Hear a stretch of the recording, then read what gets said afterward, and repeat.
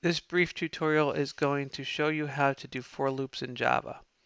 If we do for, the next thing we do after for is our for loop control variable. So let's do integer I, and let's set it equal to 1. We're going to print the numbers from 1 to 10. And then we do a semicolon, and the next thing we end up doing is setting up our condition. So we're going to say I is less than or equal to 10, okay? Then another semicolon, what do we want to happen each time through? We want to increment I by 1, okay?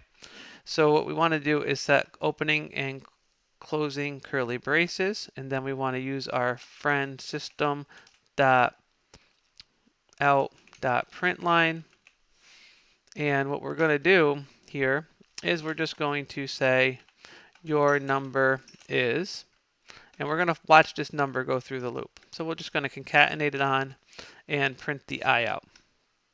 Okay, so print the value of I each time through the loop. So let's run this. And you see it went 1, 2, 3, all the way up to 10. Okay, and then it stops. So I increments each time we go through that loop. Now we can also build a loop that decrements or decrements, depending on how you like to say it. I'm just going to copy this one, and I'm going to create a second loop that goes from 10 to 1. All right, so let's set it out at 10, and then let's make sure that we want to do this until I, as long as it's greater than 0.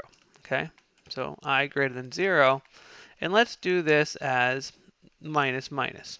All right, so I minus minus is going to subtract. We're going to go 10, 9, 8, all the way down.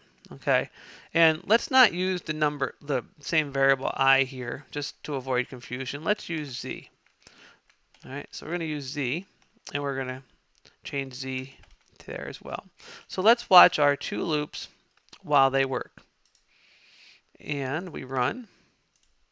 And if we look closely, you'll see we have one ran 1 to 10, and then our next one started there, and it ran 10 down to 1.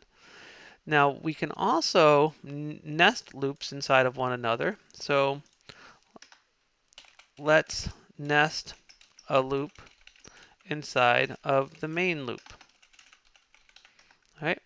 So what we can do here is we can basically have an outer loop and inner loops. That comes in handy from time to time when we're building a program. So let's just see what happens. And you'll see that for every time we go through the outer loop, we run through the inner loop. All right, so you can kind of see where we ended up here. We got to number 10, and then the inner loop ran 10 down to 1.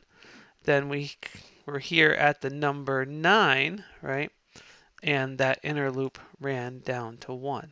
So that's how we work with for loops in Java. You can have independent ones, you can have them nested. I hope you found this tutorial helpful. Thank you.